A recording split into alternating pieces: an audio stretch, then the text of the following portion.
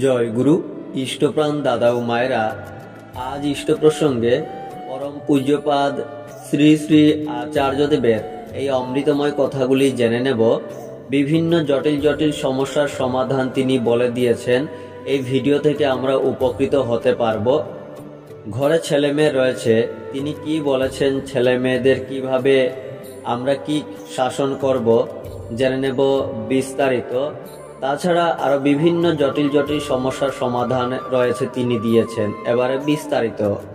কলকাতা থেকে এক দম্পতি 20 বছরের ছেলেকে সঙ্গে নিয়ে প্রথমবার দেওঘর আশ্রমে এসেছেন।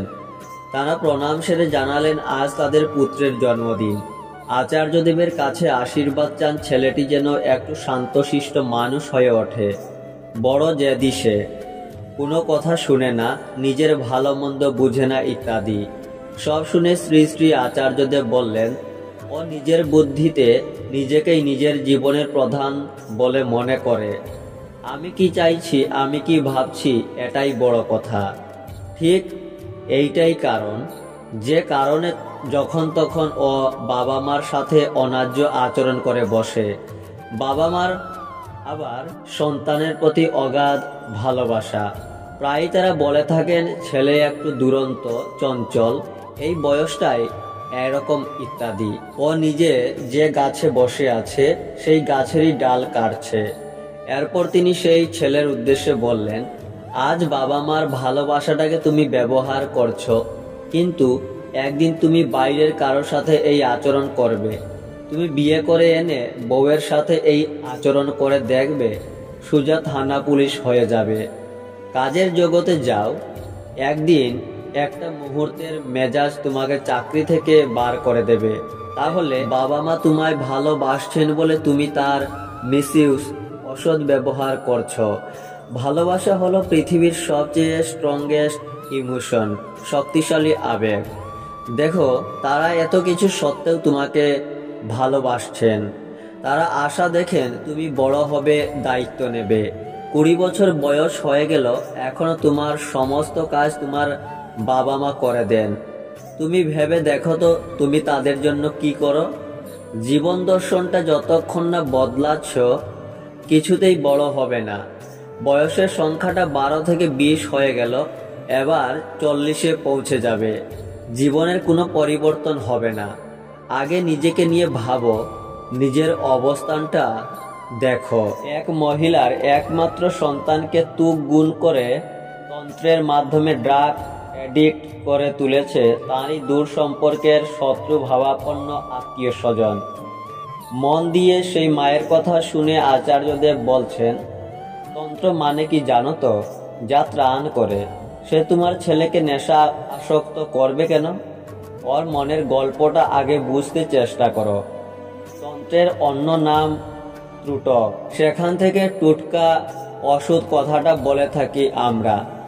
সে কথা শুনছে আর বদলে যাচ্ছে তার মুখের মানচিত্র। আঁকা বাঁকা যে বলিরেখাগুলো স্পষ্ট হয়ে উঠছিল, সেগুলো কোনো এক জীবন জাদুকরের ছোঁয়ায় ক্রমশ বদলে যেতে থাকে। আচার্যদেব বলে চলেন, দুষ্ট প্রবৃত্তি তখনই ভর করে যখন মানুষ ইষ্টচ্যুত হয়। তোমার ছেলেরও তাই হয়েছে। আকাশের ভগবান এসে কাউকে সাহায্য করবেন না। লাখ টাকা দিয়েও যদি একটা হাত পাখা কিনি, হাওয়া হবে না, হাতটা নাড়াতে হবে আমাকেই।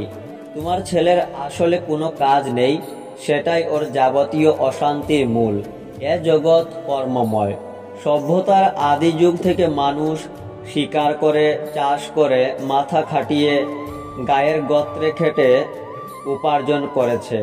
কর্মহীন যুবক বিপদগামী হতেই পারে। সূর্য থেকে পৃথিবী দূরে সরে গেলেই রাত আসে। ঠাকুর থেকে দূরে যে যাবে, অশান্তির অন্ধকার তাকে গ্রাস করবেই। তোমার ছেলেকে নিয়মিত নাম ধ্যান প্রার্থনায় উদ্বুদ্ধ করে তুলো। নিয়ত সঙ্গ দাও। তুমি এবার আলো জ্বালো, তা তুমি যেভাবেই পারো। মাথা নাড়তে থাকেন মা। লক্ষ্য করে দেখা যায় কখন তার মুখ হয়ে গেছে পূজাগরী পূর্ণিমা। একটু একটু করে মনের অন্ধকার কেটে গিয়ে উজ্জ্বল হয়ে উঠেছে তার মুখমণ্ডল। একটু আগেই তার চোখে ছিল কান্নার জলের করুণ দাগ। সেই মাকে আচার্যদেব যা বলছিলেন সে তো আমাদের জন্য সমানভাবে প্রযোজ্য। তুমি আলো জ্বালো, তাহলেই তোমার গৃহ মন্দির হয়ে উঠবে। দেখো, ঘোড়া জল খাবে কিনা সেটা তার নিজের ইচ্ছার উপর নির্ভর করে। তাই জোর জবরদস্তি দীক্ষা দিয়ে দিলেই যে জীবন বদলে যাবে এমনটা হয় না। তুমি তোমার ছেলেকে স্নেহ দাও ভরপুর করে, নিজে বলিয়ান হয়ে ওঠো, তাহলেই দুষ্ট প্রেতাত্মা পালিয়ে যাবে, অসৎ নিরোধী পরাক্রম আসবে। ভয় পাবে না, ঘাবড়াবে না। দীক্ষা নিয়ে নিয়ম মতো চললে তবে হয় উন্নত। আচার্যদেব বলে চলেছেন, এটা তো প্রেমের জগৎ, তাই কারোর সঙ্গে দুর্ব্যবহার করতে নেই। তুমি তো আমার কাছে আসনি, এসেছো ঠাকুরের কাছে, তাই আগের রাগ কমাও, শান্ত হও। নিরন্তর স্রোতের মধ্যে রাখলে, জল ঢালতে থাকলে চৌকো পাথরও একসময় গোল হয়ে যায়। আর মানুষ বদলাবে না হয় নাকি? এরই নাম বিধি। দুর্দশায় কাবু হলে বৃত্তি যখন ঘিরে ধরে, তখন বাঁচার টানে অস্তিত্বই বলে ওঠে, দয়াল বাঁচাও আমাকে। এখান থেকেই আসে পূর্ণ সমর্পণ। ঈশ্বর সর্বব্যাপী, আমি যতক্ষণ এলোমেলো, তিনিও আমার কাছে এলোমেলো। আর একটা কথা মনে রেখো, তোমার ঘরে যদি একটা আলো জ্বলে, জানালাটা তাহলে খুলে রেখো। অন্ধকারে যে পথিক চলেছেন তিনিও যেন একটু আলো পান। এক মায়ের একমাত্র পুত্রের মৃত্যুতে মাটি শোকাগ্রস্ত। ওই মা পুনরায় সন্তান নিতে আগ্রহী। আচার্যদেব ওই মাকে বললেন, আগে শোকমুক্ত হও। ওই অবস্থায় সন্তান এলে নতুন সন্তান ভালো আসবে না। আগে মনকে শোকমুক্ত করতে হবে কর্মের মাধ্যমে। পাড়াপড়শি কেউ সমস্যায় পড়লে তার কাছে ছুটে যাবে, সান্ত্বনা দেবে, সাহায্য করবে। মনকে শোকমুক্ত করতে হবে কর্মের মাধ্যমে। তুমি নিজে মায়েদের নিয়ে দীক্ষাপত্রের কাজে যোগ দেবে। ওই নিঃস্বার্থ কাজে যদি নিজেকে ব্যাপৃত রাখতে পারো, তখন আর শোকের ভাব থাকবে না।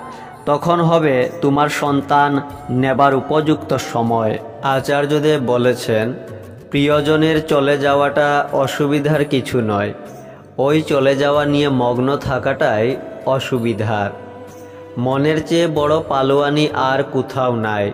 মন যদি পালোয়ানের মতো হয়, কারো বাবার ক্ষমতা নেই তার কিছু করে।